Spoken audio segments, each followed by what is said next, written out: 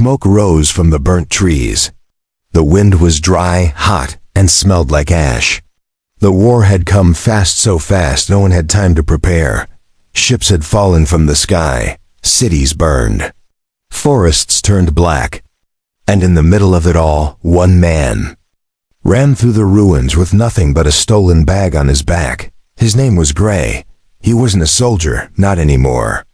He had once fought in a unit, but that was months ago. Before his squad was wiped out, before food became rare, and before aliens took over this part of the planet. Now Gray just stole to survive. He moved through the forest quietly, his boots stepping over dead leaves and ash. The sky was red from firelight, but ahead, he saw a cave part of an old rock shelter built by the natives long ago. A safe place, at least for the night. He crawled in and tossed the stolen bag down. Inside was food, mostly dried meat and berries. He sighed, finally breathing without fear. That's when he heard it. A low growl behind him. He turned fast. But not fast enough. The shadow hit him like a truck. He slammed against the wall. A blur of fur, claws, and glowing yellow eyes pinned him down. She was tall, strong, and not human. Her ears were sharp and stood high on her head. Her body was covered in striped fur, soft-looking but wild. Her eyes glowed, and her breath was hot on his neck. She smelled like wildflowers and smoke. "You stole from my territory," she said, in a deep, strange voice. "That food was not yours." Gray struggled, but her claws pressed down harder. "I didn't know. I thought it was left behind," she growled again. "Liar. I'm just trying to survive," he said quickly. "I didn't know anyone lived out here." Her eyes searched him like she was reading his truth. After a long moment, she pulled back slightly. But then, she grabbed a rope from the side of the cave wall. Gray's heart pounded. "What are you doing? You stole. You must pay," she said. "But I don't kill. Not humans. Not anymore." Before he could move, she tied his wrists and ankles with fast, practiced hands. Her claws looked sharp, but her grip was careful, not gentle, but not cruel either. Gray sat against the cave wall, breathing hard. "So what now? You just keep me tied up forever?" She tilted her head. "Only until I know you won't run." Silence passed between them. The fire outside crackled, casting golden light into the cave. "What are you?" Gray asked finally. She sat across from him, her fur catching the firelight. "I'm part of the Sylvana. We ruled this forest before your kind came. The war destroyed most of us. I'm one of the last." Her voice wasn't angry now, just tired. "And you?" she asked. "A soldier?" "I was," he said. "Now I'm just surviving." She didn't answer. Just stared at him quietly, like she was thinking deeply. Then she walked to the cave entrance, picked up the bag of stolen food, and returned. She set it between them and slowly opened it. "I will share," she said. "But only if you promise something." Gray looked up. "What? Promise me." "You won't leave." His eyes widened. "What? You heard me. You'll eat, sleep, and live. But only if you stay. You are the first human I've seen in weeks who didn't shoot me on sight. I don't want to be alone anymore." Gray stared at her. The flames danced in her eyes. For a moment, the war outside felt far away. "You tied me up," he said. She nodded. "You stole." He sighed. "Fine, I'll stay for now." She leaned closer, her eyes locking with his. "Say it. Promise me." He looked at her, unsure why he didn't feel fear anymore. Maybe it was the fire. Maybe it was her voice. Or maybe it was because, like him, she had lost everything. "I promise," he said quietly. She smiled, just a little. Then, for the first time since the war began, Gray wasn't cold anymore. Gray didn't sleep much that night. The fire kept the cave warm, but his mind stayed alert. His hands were still tied, though more loosely now. The alien girl, Sylvana, had curled up on the other side of the fire like a cat.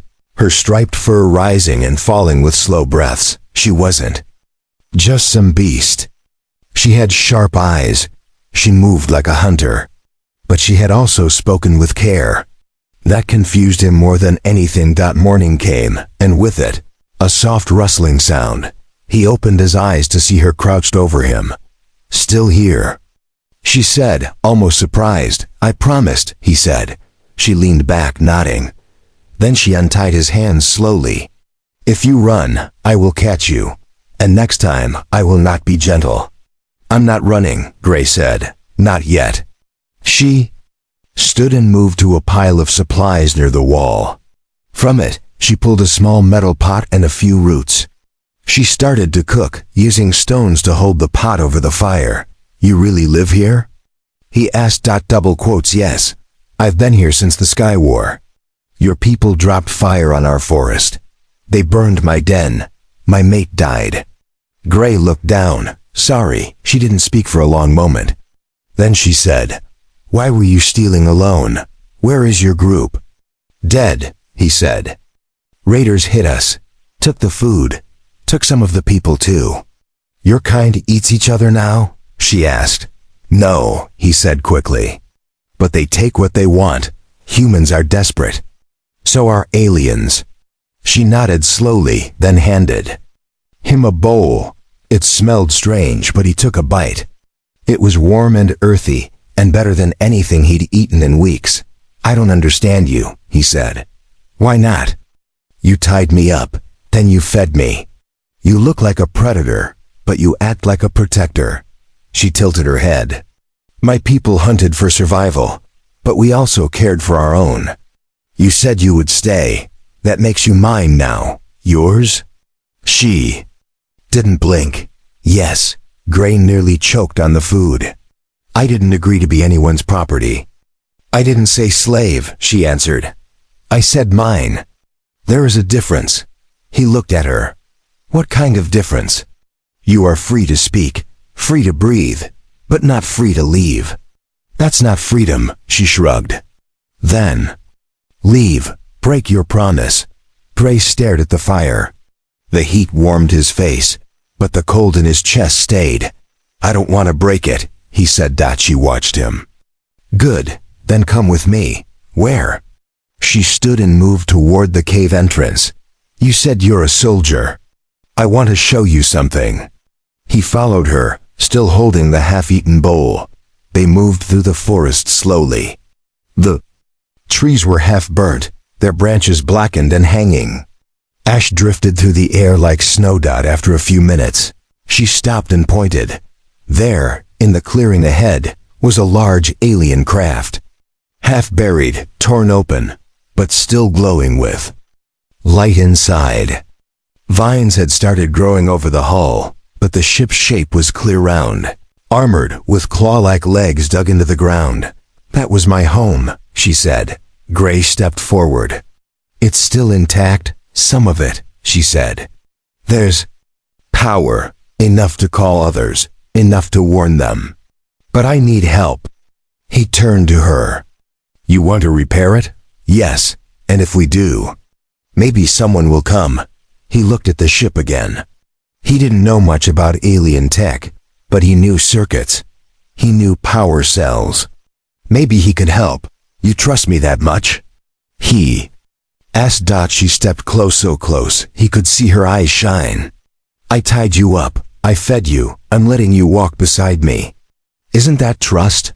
He nodded slowly. "Then I guess we start fixing it." She smiled. And for the first time, he saw something soft behind her wild look. Hope. Gray walked carefully into the wrecked alien ship. The metal walls were bent and broken in places, but strange blue lights still glowed from the floor. Sparks danced near some of the panels. The ship made quiet humming sounds like it was breathing. Looked around slowly. "You weren't lying. This place still works." The alien girl, Sylvana, stepped beside him. "Parts of it. My people build strong." She touched a wall and lights flickered on, lighting a narrow path. Gray followed her deeper inside. There were empty rooms, strange tools, and walls covered in symbols he couldn't read. It smelled like oil, dust, and something wild like her. They reached a control room. Screens glowed weakly. A large console sat in the center, with cracked panels and flashing lights. "I've tried to repair it," she said. "But I don't know human machines. I hoped maybe you did." "I don't know." "Alien tech," Gray said. "But power cells, wiring, energy loops. Those are the same in most machines." He knelt beside the console and opened a side panel. A mess of wires greeted him, some burned, others loose. "This'll take time," he muttered. "I'll help," she said quickly. He looked at her hands, clawed but careful. "You're not bad at this," he said, a little surprised. "I learn fast," she replied. They worked in silence for a while. She held wires while he connected pieces. He cleaned the dust. She handed him tools. Slowly the hum of the ship grew louder. "So," he said, breaking the silence, "what happens if you send a signal?" She didn't answer right away. "I don't know. Maybe someone hears, maybe no one. Maybe my kind comes, maybe war comes again. And if it does," she looked at him, "then we fight." Gray didn't know what to say. He hadn't planned to fight anymore. But when she said it, he almost believed they could win. They worked for hours. When the sun outside began to set, they returned to the cave. Gray sat near the fire, tired. His hands were dirty, his arms sore. Sylvana handed him a bowl of warm stew. He ate slowly. "You didn't run," she said softly. "I told you, I'm staying." She looked at him for a long time. Then she moved closer, sitting beside him. "You know," she said, "where I come from, once we make a bond, we don't break it." Gray turned to her. "Is that what this is?" She nodded.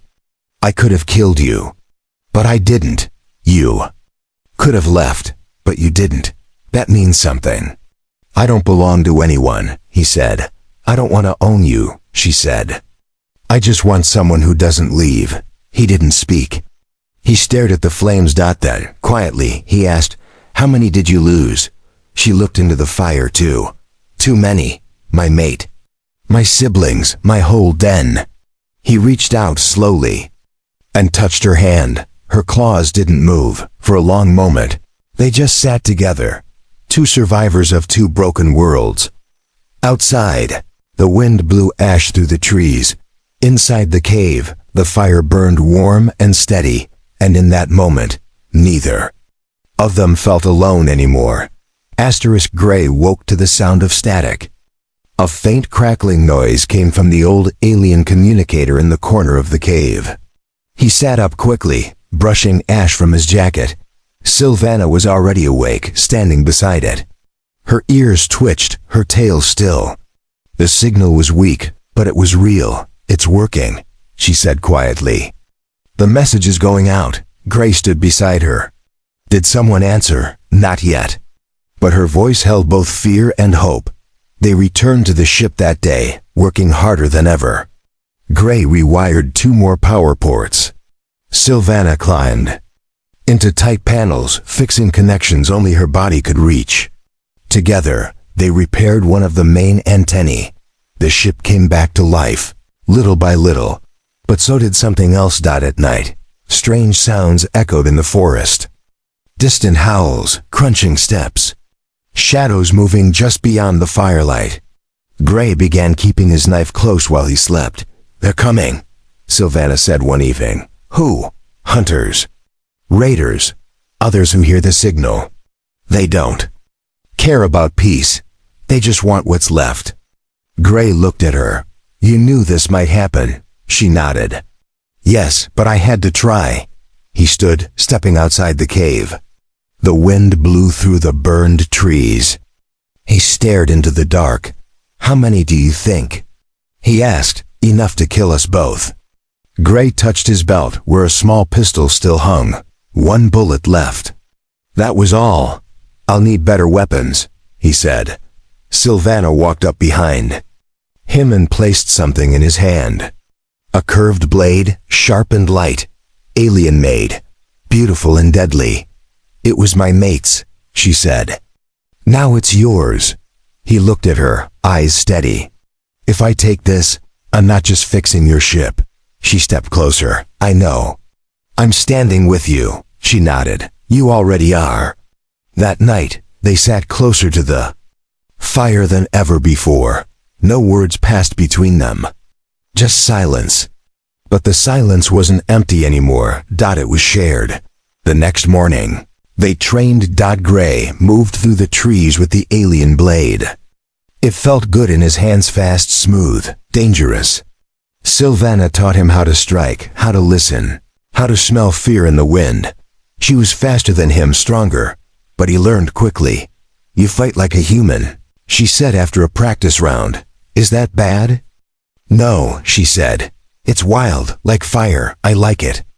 By sunset, they had built traps around the ship, hidden wires, sharp spikes, warning bells made from scrap metal.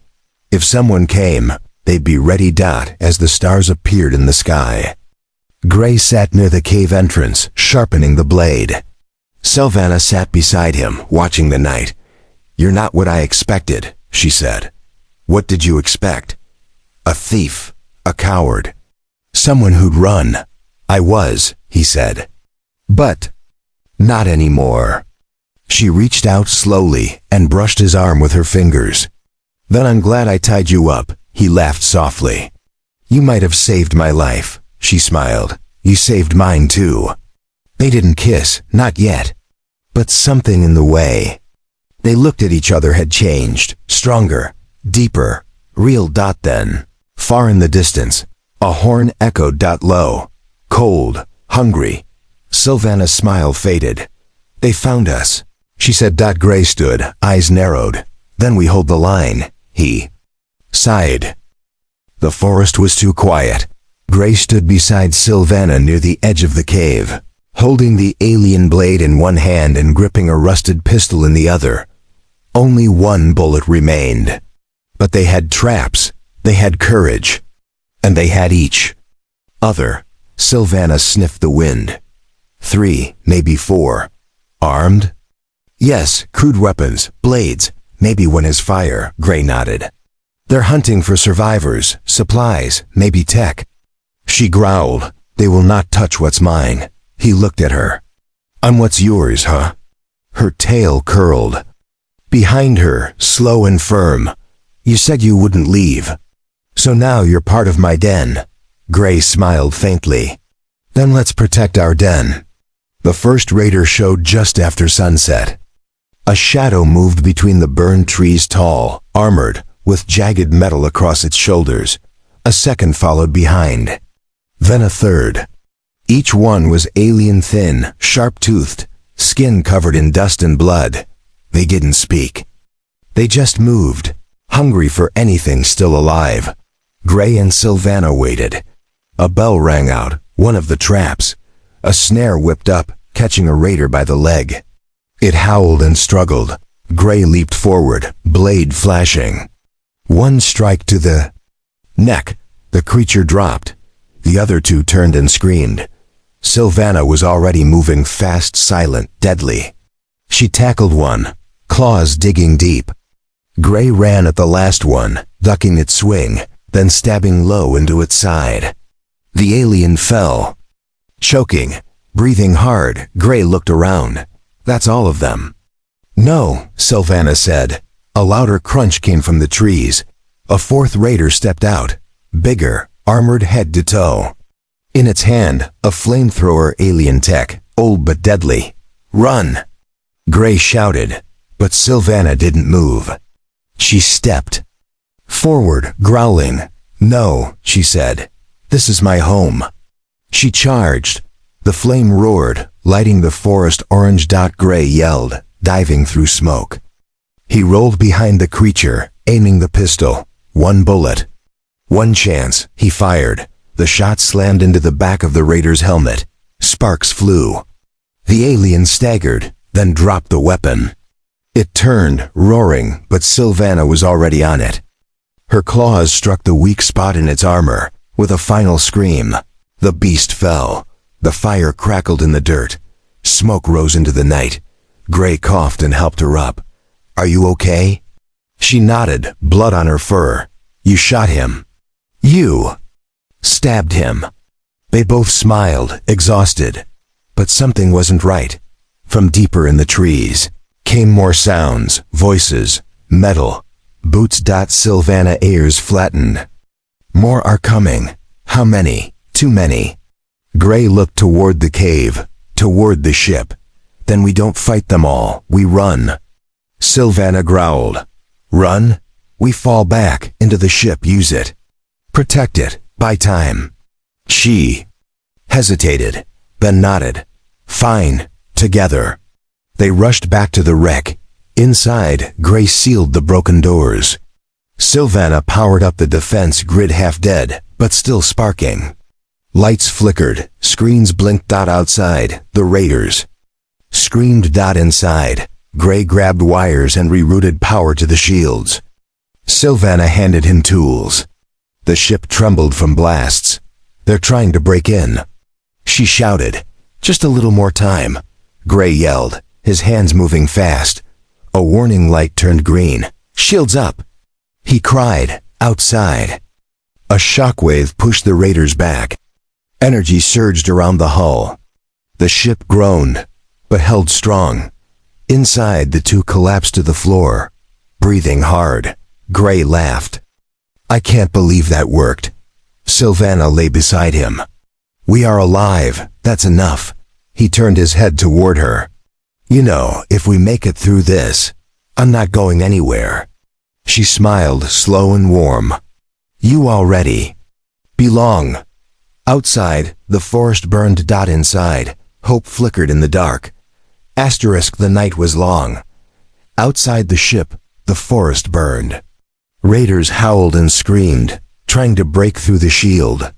But the alien energy field held strong, flickering. Bright blue each time something struck it. Inside, Gray and Sylvana rested against the wall of the control room. They were bruised, tired, but alive. "How long will the shield last?" Gray asked. Sylvana looked at the console. "A few more hours, maybe less. The core is damaged." Gray nodded. "Then we hold, until the signal is answered." She turned to him. "What if no one comes?" He looked at her.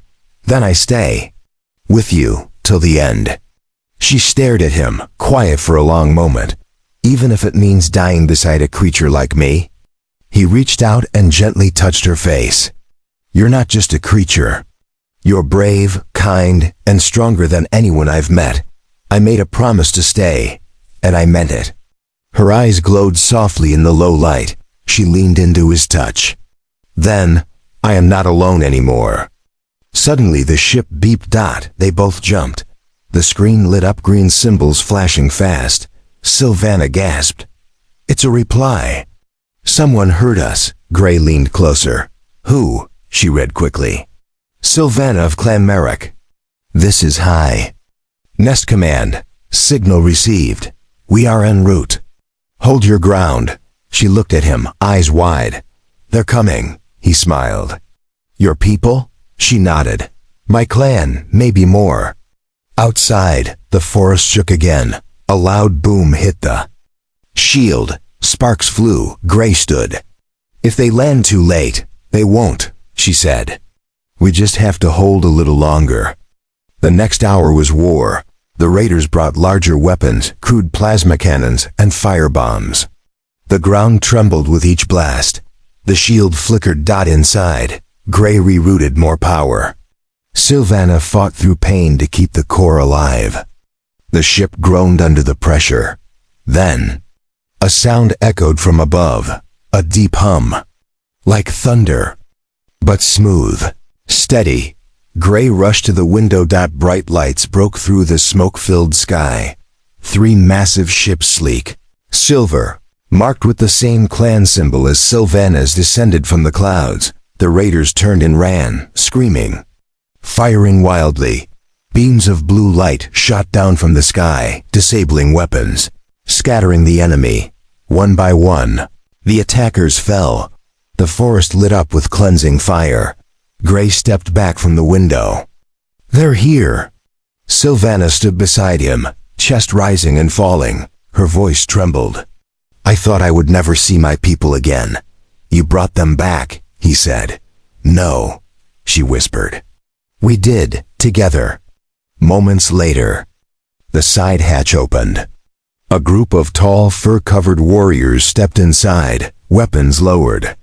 Their eyes fell on Sylvana. They bowed. Alpha Sylvana, one said. You survived. She stepped forward. Thanks to him. They looked at Gray, confused but respectful.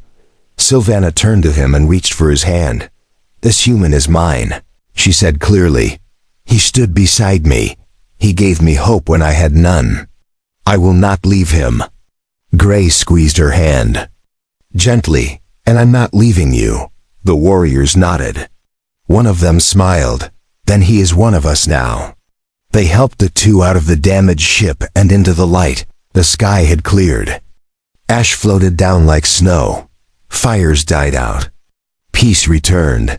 Days later, Gray stood at the edge of a rebuilt den, watching the sun rise over the hills. Sylvana stepped beside him, now dressed in ceremonial armor, strong and calm. You look like a queen, he said. She smirked. I'm still the one who tied you up, he laughed. And I'm still the fool who stayed. She leaned close. Not a fool. My bondmate, he turned to her. Do your people still believe in that? She nodded, even more now. He kissed her forehead. Then I'm yours, for good. Sylvana's tail curled around his leg, pulling him close. And with the forest healing, the stars above clear, and two hearts now bound by fire and trust, their story truly began.